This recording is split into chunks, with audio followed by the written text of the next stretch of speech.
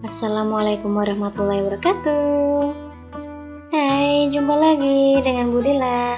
Hari ini kita akan belajar bab baru tentang garis dan sudut. Yang akan kita pelajari kali ini tentang kedudukan garis. Adapun tujuan dari pembelajaran kita kali ini, melalui video ini diharapkan kalian dapat yang pertama mengetahui garis, ruas garis, dan sinar garis.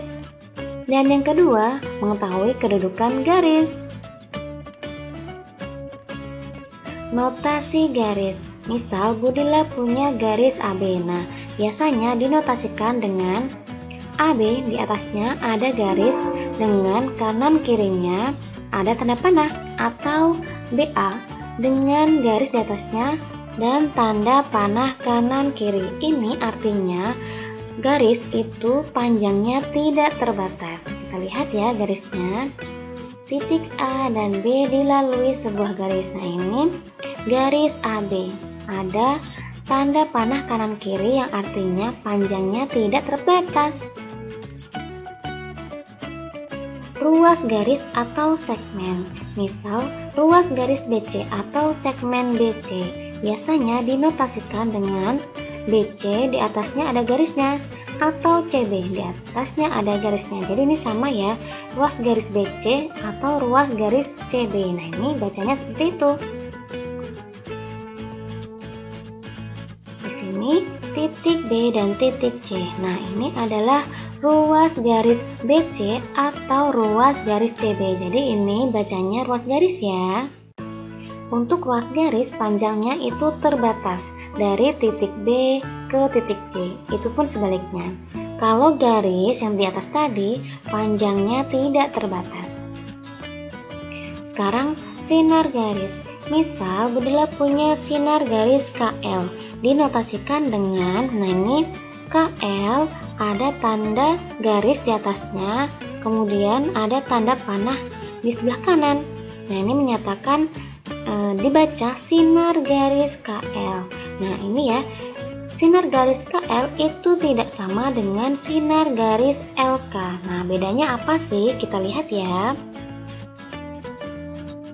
Oke, untuk sinar garis KL ini ya, sinar garis KL berarti pangkalnya di titik K, kemudian ujungnya di titik L. Nah, jadi sinar garisnya menuju ke L. Sekarang ini sinar garis LK berarti pangkalnya ada di L nih ya, LK pangkal ada di L, kemudian sinar garisnya menuju ke K. Jadi ini dua sinar garis yang berbeda ya. Sekarang tentang kedudukan garis. Yang pertama, garis perpotongan. Nah, ini ada garis K dan garis L berpotongan di titik A. Jadi kedudukan garis yang pertama adalah garis yang saling berpotongan. Garis K dan L berpotongan di titik A. Yang kedua, garis perpotongan tegak lurus. Ini garis K, kemudian ada garis lain yaitu garis L memotong garis K di titik M. Garis K dan L berpotongan tegak lurus di titik M. Nah, yang namanya tegak lurus berarti membentuk sudut siku-siku. Nah, biasanya dinotasikan dengan K, nih ya, ini dibaca tegak lurus. Garis K tegak lurus dengan garis L. Kedudukan garis yang ketiga, garis sejajar. Di sini ada garis K dan garis L. Garis K dan L sejajar dinotasikan K, kemudian ini ada garis miring 2, artinya sejajar ya. Ini dibaca sejajar. Garis K sejajar L. Nah, artinya kalau sejajar itu jika kedua garisnya diperpanjang maka tidak akan terjadi perpotongan. Nah, itu namanya sejajar. Yang keempat, garis berimpit. Budila punya garis K, kemudian ada garis lain yaitu garis L. Nah, ini garis K dan L berhimpit. Jadi saling tindih seperti ini namanya berhimpit. Yang kelima, garis bersilangan. Nah, untuk memudahkan kalian mengetahui garis bersilangan, Budila buat dalam bentuk kubus. Nah, ini ya. Garis EH yang merah ini ya kubus ABCD EFGH. Kita lihat garis EH bersilangan dengan garis CG. Nah, garis bersilangan itu tidak akan berpotongan jika diperpanjang. Jadi misal nih, garis EH dan garis CG itu diperpanjang, maka tidak akan terjadi perpotongan. Itu namanya garis bersilangan. Jadi garis bersilangan tidak hanya dua ini saja ya, masih banyak yang lainnya. Misalkan garis AB dengan CG. Nah, ini kan ketika kedua garis itu diperpanjang maka tidak akan terjadi perpotongan. Berarti namanya adalah garis bersilangan. Sifat-sifat garis sejajar. Oke, yang pertama sifatnya melalui satu titik di luar sebuah garis dapat ditarik tepat satu garis yang sejajar dengan garis itu.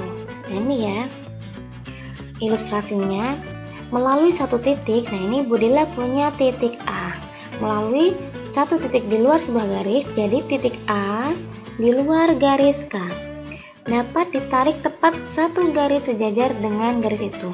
Dari titik A kita bisa buat garis yang sejajar dengan K. Nah, ini hanya terdapat satu garis saja, yaitu garis L. Itu ya. Yang kedua, jika sebuah garis memotong salah satu dari garis yang sejajar, maka garis itu juga akan memotong garis yang kedua. Oke, di sini Budila punya garis K dan L sejajar. Ya, garis K sejajar garis L.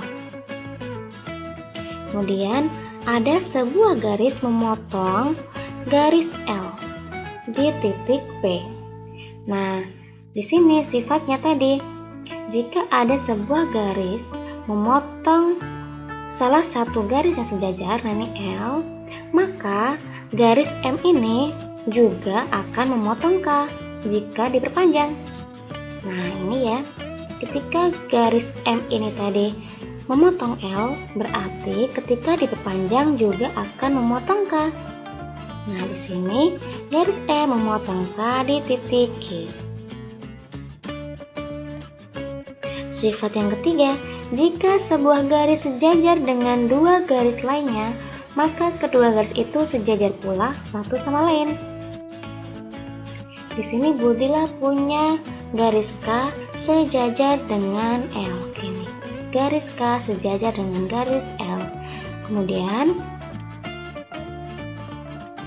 garis K sejajar juga dengan M. Nah, ini yang merah, garis K sejajar juga dengan M.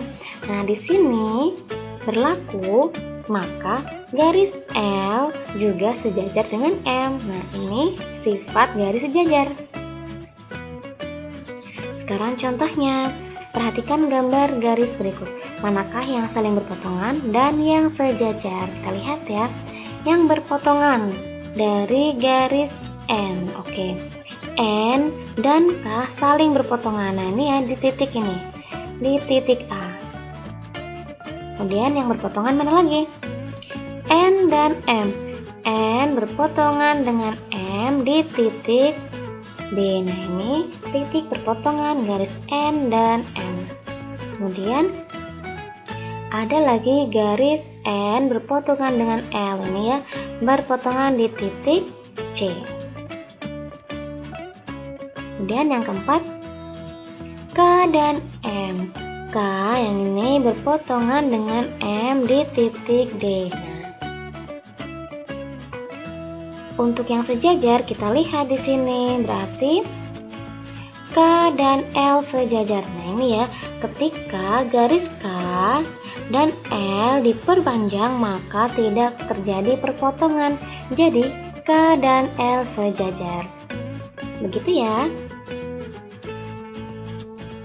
Nah, itu dia video pembelajaran kali ini. Terima kasih sudah belajar dengan Budila hari ini. Sampai jumpa di video selanjutnya. Wassalamualaikum warahmatullahi wabarakatuh.